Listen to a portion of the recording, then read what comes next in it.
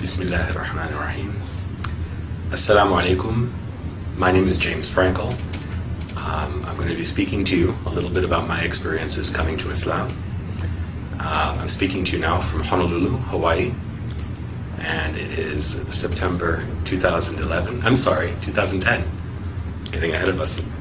I am a professor of comparative religion, and I teach classes in Islam also at the University of Hawaii at Manoa. And I've lived in Hawaii now for just over 2 years, and just entering my 3rd year. And some brothers asked me if I could speak about my experiences, so hopefully, inshallah, I can do this today, and if this is helpful to anybody, may Allah give us all hidayah.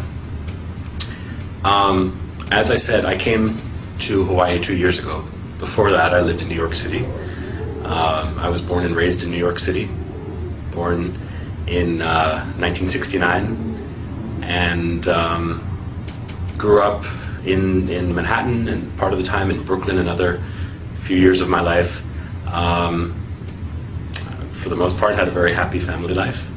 My parents raised me not with any particular religion, but I think with basic set of moral values. Actually, by heritage, my background is Jewish, but I grew up in a very secular household, and there wasn't a lot of religious practice.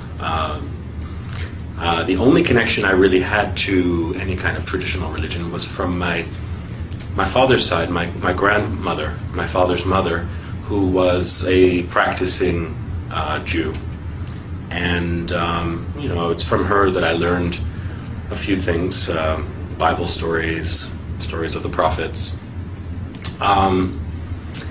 And for a brief period, my parents actually attempted to send me to a Hebrew school to learn more, but I was not very comfortable there, and actually got kicked out for asking too many questions. So this is probably my character, and it has brought me, I should say, to where I am today. As a professor and as a Muslim, I continue to ask a lot of questions. So I grew up in this way, without any real religious foundation, and this continued through my life into my late teens, and I was actually at the age of 13. I had 2 experiences that are worth mentioning. One, I read the Communist Manifesto of Karl Marx and decided that I was a communist at age 13. I thought the values were sound, and I thought the philosophy was potentially beneficial to people.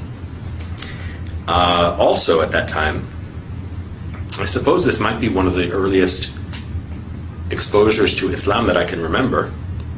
My best friend at that time was from Pakistan. I went to an international school, so I had friends from all over the world. I had a Pakistani friend who gave me a copy of the Quran and thought that it would be, he wanted me to read it. He said, "I don't want you to go to hell." And of course, at that time in my life, thoughts of hell or heaven were not really in my consciousness. And I think I took the book and put it on my shelf, and there it stayed for many years without being opened.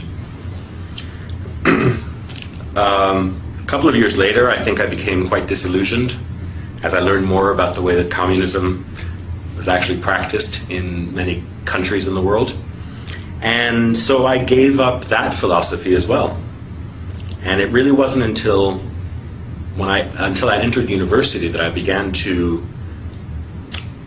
ask the questions that would lead me directly onto this path. I think as a child I was always thoughtful and always wondered about the meaning of life, and those basic questions of why we're here and where we're going, why we suffer. All of those things were always present in my mind even as a child. But as I got older and when I went to university, I focused a lot more on my studies until I had a particular experience. You remember the grandmother that I mentioned before? When I was in university, I was living in Washington, D.C., and I got a phone call from my cousin who was going to school in Maryland. And it was a surprise visit from my grandparents and my aunt and another cousin, and they took me out for dinner. And I spent the evening basically just talking to my grandmother. I told her about my plans to start studying Chinese, which I was doing at the time. I told her about my plans to move back to New York, to transfer to Columbia University. And it was almost as if I saw her and she was giving me her blessing on all of these various decisions that I was making in my life as a young adult. At the end of the evening, I was walking her to her car, and in the parking lot of this restaurant, she turned her ankle and she tripped. And I asked her, "Grandma, are you okay?" And she said, "Don't worry about me. Just worry about yourself." Okay, I thought. And then I continued to walk with her to the car. I opened the door. She got in. I kissed her goodnight. And I said, "Well, I guess the next time I'll see you will be for Thanksgiving when I come back to New York." And she said to me, "God willing." And okay, I didn't think much of it at the time. I closed the door and off they drove. My cousin took me back to my dormitory and I went to bed. And early the next morning, I got a phone call, and it was my cousin. And I asked him why he was calling so early. And he said, there was no other way to say it. He said, "Grandma died." I said, "Really?" I thought he was joking, maybe. I said, "What are you talking about?" And he explained that she had a heart attack in her sleep. And of course, her final words to me, were echoing in my ears. I said, "I'll see you soon." And she said, "God willing." And I said, "Are you okay?" And she said, "Take care of yourself." So to this day, it was an unexpected visit, and of course an unexpected departure for her. And to this day, I can only wonder, about the meaning of that encounter with my grandmother, who, of course, as I said, was my only link to traditional religion. I went back to New York for the funeral, and it was a traditional Jewish funeral. And the rabbi who was giving the eulogy spoke about my grandmother and said, "Sarah was a rare treasure," he said. "She was like a jewel, and now God has taken this treasure back to him." I said, "Okay." That's what rabbis would say. When the rabbi came to my grandfather's house to pay his respects, I wanted to ask him some questions. I wanted to ask him questions about certain practices that are practiced in a Jewish home at the time of someone's death. And he told me, "Don't worry about those things." He said, "That's just tradition." I said, "Okay. Then how about this? In your sermon, you said that my grandmother, I don't know how well you knew her, but you said that she was taken by God. So where is she? And for that matter, where will I go? Where will you go? Where do any of us go? And why are we here?" And all of those questions that well up in the human heart. And the rabbi, I remember very clearly, he looked at his watch and he said, "I have to go."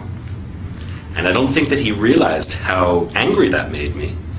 And I also don't think that he realized at that time that he set me on a course that would lead me to where I am today. Because I became very interested in those questions. And at first I thought I would try to answer those questions, paying respect to my grandmother's memory. I would try to find a Jewish community where I could answer those questions. But the communities that I found, and again, I was just 18 or 19 years old at the time, the communities that I found were not satisfactory to me. And I asked the question which I had asked many times as a child, is God only the God of the Jews? There are only 20 million Jews in the world, and yet there are billions and billions of other people. God created them also, right? So I began to study on my own. I began to read the Bible. And that summer, when I was in England, I was there for an internship.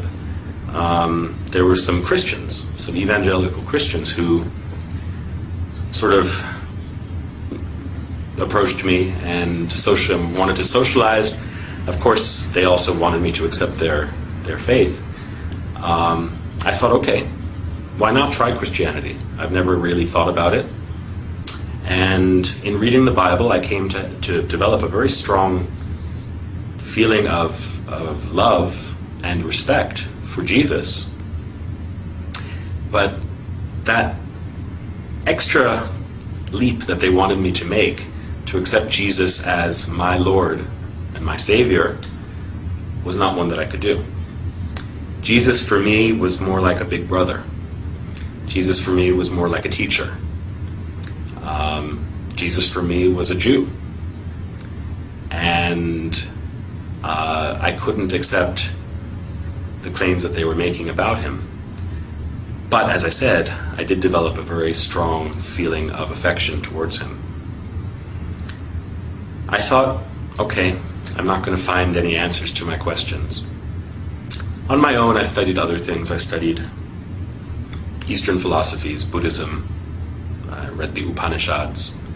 I studied Western philosophies, particularly Greek and Roman Stoic philosophy. But nothing really was answering the profound questions that I had. Then one day, I was back in New York, just before I began my semester at my new school. And I was at Times Square, and this was back in the early 1990s. So Times Square was very different than it is today. It was much more seedy, kind of raw place. There were drug addicts and prostitutes, and there were all sorts of religious preachers. And I remember speaking to one guy. I always love to talk to people about religion, often as a skeptic. And there was one guy who was a Jew for Jesus. And he was telling me what he believed, and I had heard it before. To me, it was basically Christianity. And he asked me if I would pray with him. And I said, I'm sorry, I don't believe what you believe. He said, do you believe in God? And I said, I think I do. And he said, then pray with me. We'll just pray to God. And he put his hand on my shoulder, closed his eyes, and started speaking to the Father. And with his eyes closed, I started to look around at where I was. And I saw at the other corner these men with long black beards, white robes, jalabiya, white turbans. They were African or African American, but they looked like they had walked right off the pages of the Bible. They looked like Noah or Abraham or something like that. So I thought, well, I know you shouldn't judge a book by its cover, but why not? Why not talk to them? And I went over after the Jew for Jesus finished praying. I went over to them and I asked them what they were preaching. And they told me I probably wouldn't be interested in it. I said, why not? And they said, well, because you're the devil. I said, really? I'm the devil. And they said, well, all white men are devils. And I said, if I'm the devil, let me just ask you this one question. If I am the devil, why am I so thirsty to know God? And they explained to me that even the devil believes in God. And I asked them, I said, where did you get this knowledge? I actually knew, I had written a paper in college about Malcolm X and the Nation of Islam. And so I understood that they were probably some derivative of that black nationalist movement. But I asked them what their source was for this claim of my satanic nature. And they gave me some verses from the Bible, Book of Daniel, I think. And I said, no. If I want the Bible, I can go down the street to the Jew for Jesus. or to some other Christian, what about your book? Don't you read the Quran? And they said yes. And so they gave me some verse to read from Surat Al-Kahf. And I took it home. I took home the paper that I wrote it on, and immediately I went up to my bookshelf where I had the Quran that was given to me about 6 years earlier by my friend Mansour. And I started reading. I looked for the passage that they had directed me to, and of course I read it, and there was no indication there that I was the devil or that any other white person was the devil. But since I started reading, I went to the beginning of the book, and I just began to read. And I read, and I read, and I read until I fell asleep with the book in my hands. And the next day, I read, and I read, and I read when I had some free time. And any time I had free time, between classes, when I was commuting to school on the New York City subway, I was just reading the Quran. And it moved me in a way that other books hadn't. Certainly in a way that the Bible didn't.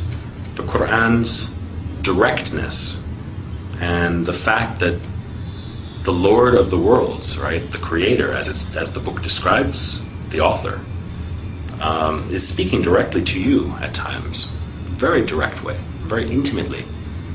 It moved me in a way that I had not felt before, and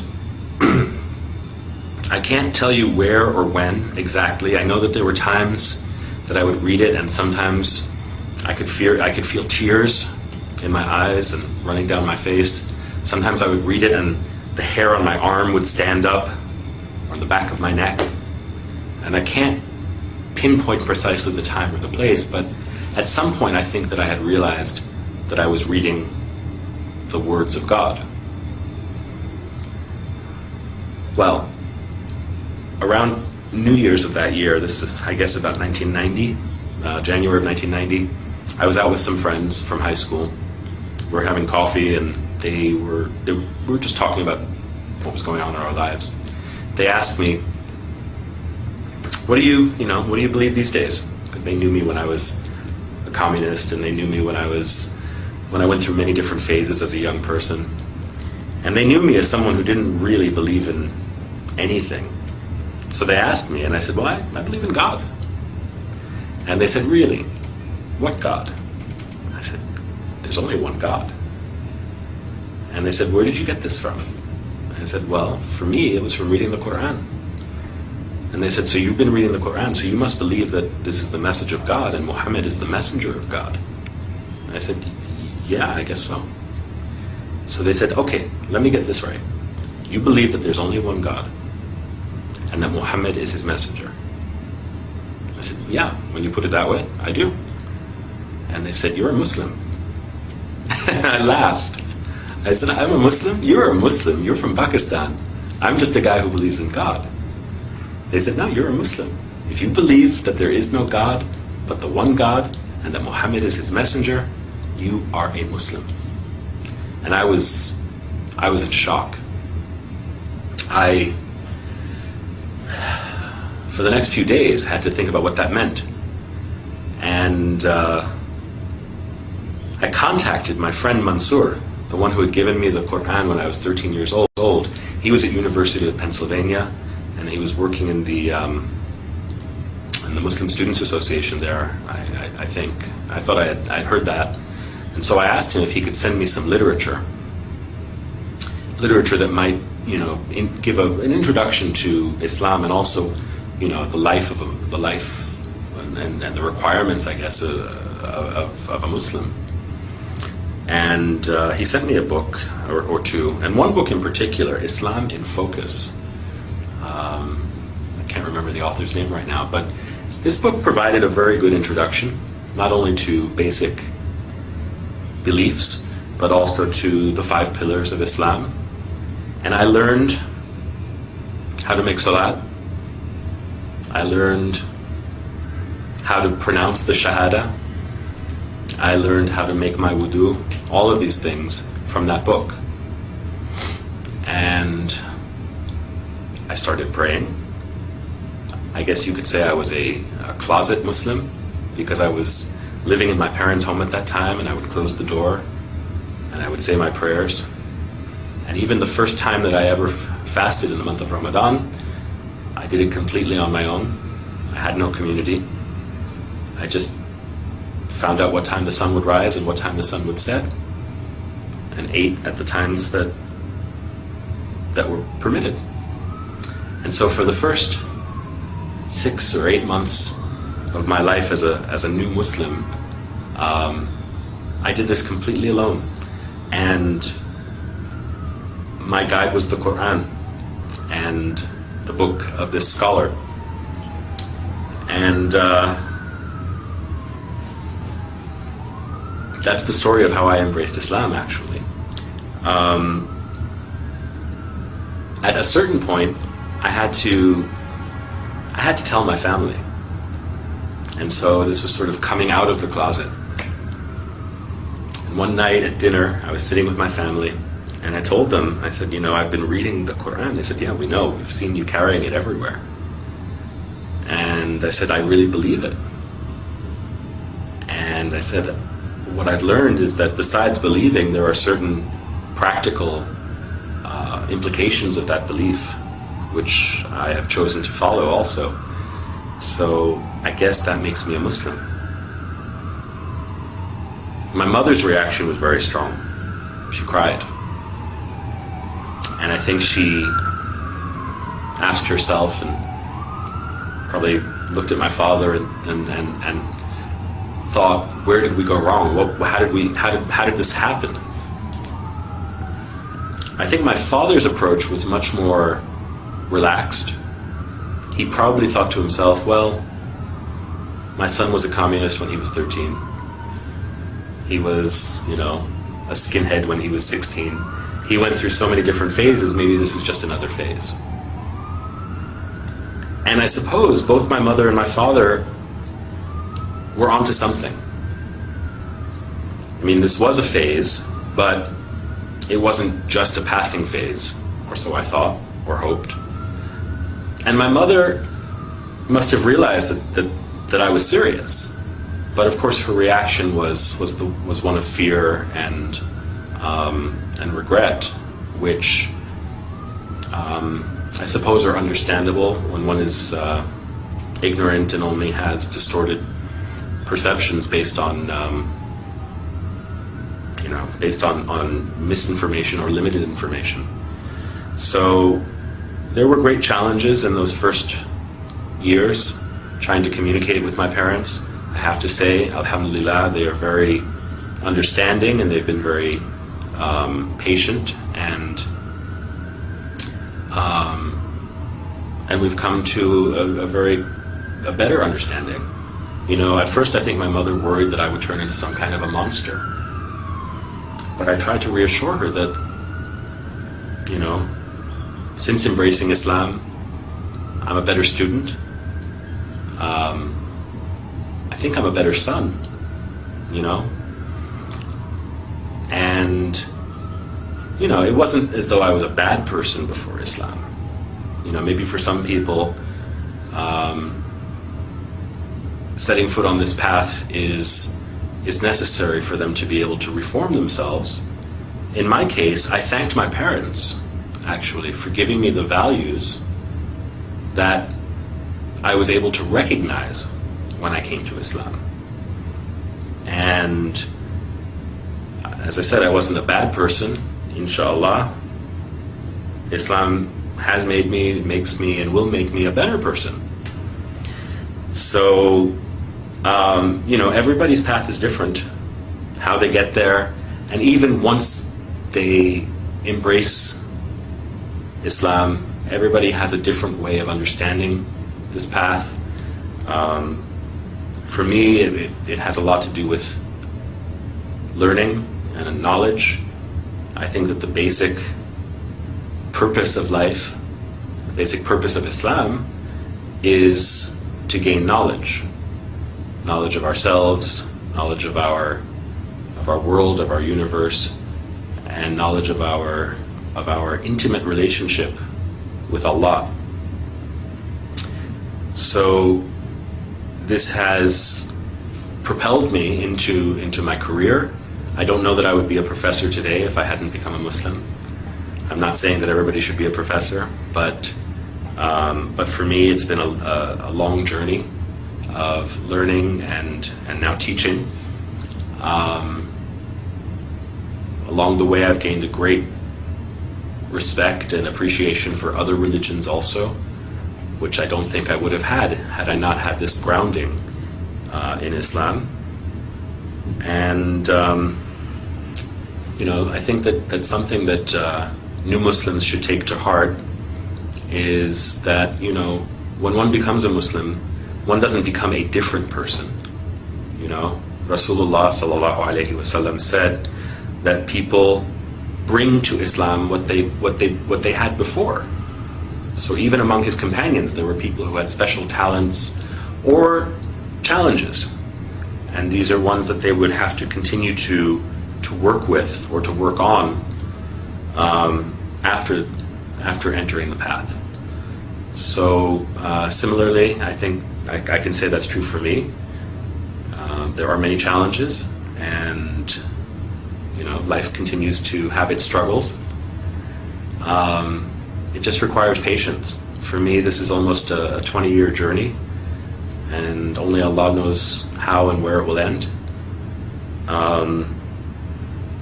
So my advice to new Muslims, or even to people who have been Muslim for a long time, is just to bear with patience and see what Allah will surprise you with. Not with fear, but with love and with hope. If there are non-Muslims who are hearing me today, I think you owe it to yourself to know as much as you can about the things in the world around you. Islam is certainly present in the world.